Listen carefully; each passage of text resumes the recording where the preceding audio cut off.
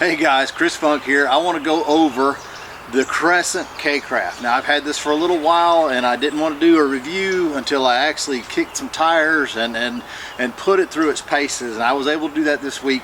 So I wanted to come back and talk to you guys about it, kind of give you a walkthrough and let you know what I think about it. Was able to spend a good amount of time doing exactly what the boat was designed for, which was standing, little sight fishing.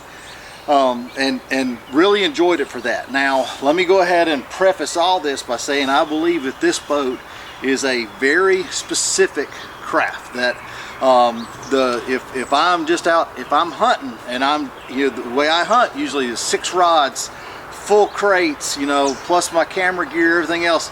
This boat is not for that, not to me. This boat is more for a very specialized, like if I'm heading to a small body of water and I need to take the minimum, I'm going to be carrying my minimum rods. I know exactly what I'm going to be chasing after, particularly like fly fishing, which I think this boat will be outstanding for that. But it's usually 2 rods, a couple fly boxes, or my small crate, the 13x13 from Yak Attack, and I'll carry that. And to me, this boat would be wonderful for that. Now, what the problem is, this boat, if you saw the weight video that I did on it, this boat to me would be very easy to overload. And if you overload it, you are not going to be happy with the performance or the way it feels on the water. So if you stay within Crescent's parameters, I think you'll like it. But understand that when I started putting my stuff on the boat, which is, it's a camera bag, it's my crates. I tried to put the drone on there, but I was running out of room. It's typical. I'm used to a sit-on-top kayak that has places to put stuff everywhere, and you go to a board and you have to be cognizant of where you're placing stuff. So for me, you see a couple things that I've added, which the rod stagers on the side. If you run this boat, you're going to want some sort of rod stager or paddle stager on the side, and just, if nothing else, just a way to hold your paddle. Just because to me, the way I set stuff down is intuitive, and I like to be able to put things there and know they're going to stay there. And I would have lost pliers, I would have lost rods, I would have had to go back and get my paddle somehow a couple times on this trip, just because of the way I tend to lay stuff on the deck. And there is no, you see that, there is no lip there to catch something from coming off a deck. So, but that's one of the cons on a stand-up paddleboard. Now, stability, it was great. It was fine. I had 0 problems standing up, doing exactly what I needed to. Now, one thing, Crescent didn't give a stand-up strap, so I ended up adding a stand-up strap. There's a bar there. I don't know why they didn't give a stand-up strap, but to me, that's something that's important for this type vessel, especially when you have this type of seat, where to me it's more of a decent control, because I don't want to be slamming, where a seat meets the deck. I don't care what manufacturer you're dealing with. I don't want to be slamming that tiny point with 215 to 18 pounds. So I added a stand-up strap. I added the rod stagers. Of course, I tend to run a cleat when I'm out, just because if I am running an anchor, and where we were at, I did run the anchor. The seat is all day comfortable, I believe. I really like the seat. I'm one that benefits from some sort of a cushion. So, whether or not you use like the Sweet Cheeks or the kayak cushion, which I've got both and I like both. So, but I think the seat benefits from that if you're going to be out in it all day long. But come on, it's a stand-up paddleboard. I spent more time standing than I did sitting. So. But just for if you were to sit in it all day long, I think to me it's all day comfortable. I like a frame style seat, and theirs is really good. It's got a little bit of a compartment up here. I mean, just for putting in your cold drink, stuff like that, snacks, things like that. It stays pretty dry. It's going to get wet from condensation, so be aware of that no matter what you put in it.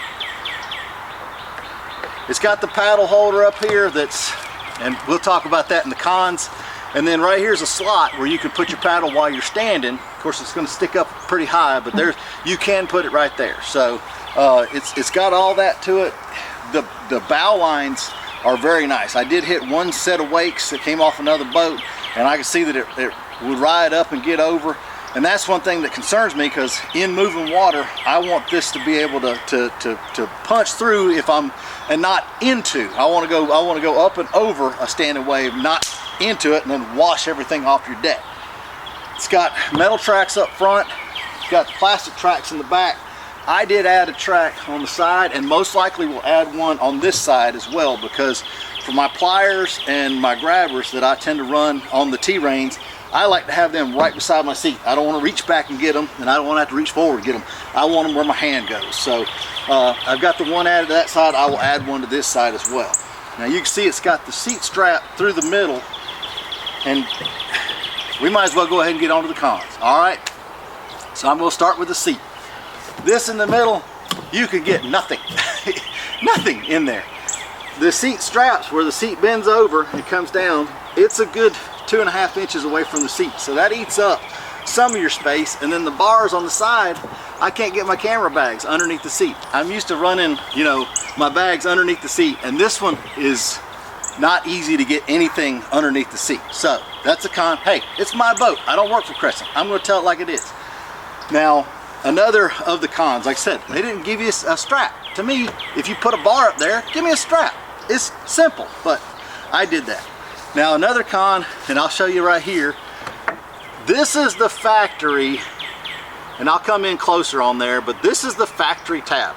Now, if you didn't have that rope on there, it is not easy with chubby fingers to get down and grab that little tab to get this off.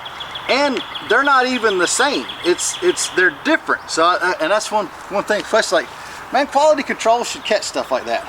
I've got a loose handle, brand new from the factory over here. You spend $1,200 on a boat, you shouldn't have to tighten up a handle. You know, that's the cons. So that's my little bit of nitpick, and that's exactly what it is a nitpick. But I'm spending my money, and I want the top end product.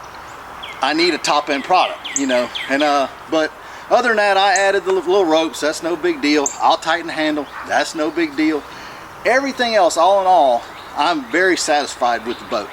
I think that 350 for them is stretching it. I don't think that's, you know, I'm used to a conservative weight limit, not a weight limit. And I think if you hit 350 on this boat, go back and look at my weight videos, see what you think, see if you agree with me. But I think 350 stretching it. They ended up eating up so much volume by trying to do the tri-hull that, to me, they could have done a shallower tri-hull. The boat would have tracked the same, and it would have had more volume. I know it would have gone up in the weight a little bit probably, but they say 63 pounds. I haven't weighed it. I don't know if it's 63 with the hull and then you add the seat. It feels a little stouter than 63. I'll put that on a scale some way, somehow, but it handled everything I wanted to do well. It really did. But like I said, to me, this is not going to be my I'm going to go hunt stuff all day boat. This is going to be my, I've got a few hours and I know exactly what I'm going to do. Today's jerkbait day, or today's the fly rod day. That's exactly what this boat, to me, is designed for and specialized for. Or I'm headed to a small creek and I don't want to drag a 90-pound boat. You know, I want something lighter. Speaking of dragging, that's one of my other little nitpicks. There's no replaceable skegs on these boats, so you got to be careful when you're dragging. You know, don't pick it up by the bow and drag it, or you're going to end up making a repair in the back. So just think about that going forward. I will do a video here shortly on pros and cons of a stand-up paddleboard versus a comparable sit-on-top kayak, and y'all please tune into that one and let me know what you think. But anyway, the K-Craft, I really like it. I'm going to hang on to it. I think it'll be fun for me. I think it'd be good to put a kid in, let them play around too. So it's definitely got a lot of benefits. It paddles well, it tracks well. The wind, it affected it about like anything else I've been in, but it, you know, it would turn sideways in the strong wind, so that was good. There's no trimmability in the seat, so you have to be aware of how you weight out the boat, you know, for trimming. So, but other than that, I like it a whole lot.